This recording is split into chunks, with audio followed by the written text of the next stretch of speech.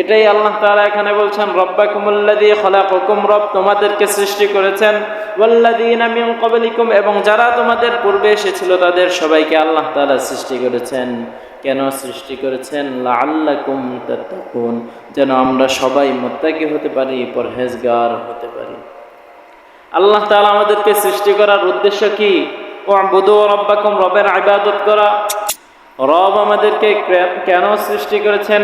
আল্লাহ তাআলা আমাদেরকে সৃষ্টি করেছেন, কেন সৃষ্টি করেছেন সেটা আমাদেরকে বুঝতে হবে।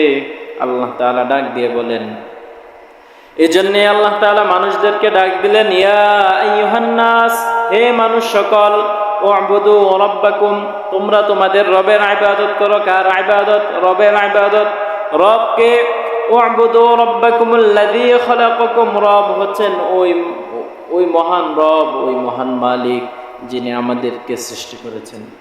আল্লাহ তাআলা শুধু আমাদেরকে সৃষ্টি করেন নাই, উ'বুদু রাব্বাকুমুল্লাযী খালাকাকুম, যেই রব তোমাদেরকে সৃষ্টি করেছেন, ওয়াল্লাযীনা মিন ক্বাবলিকুম, এবং তোমাদের পূর্ববর্তী যারা এই পৃথিবীতে এসেছে সবাইকে আল্লাহ তাআলা সৃষ্টি করেছেন।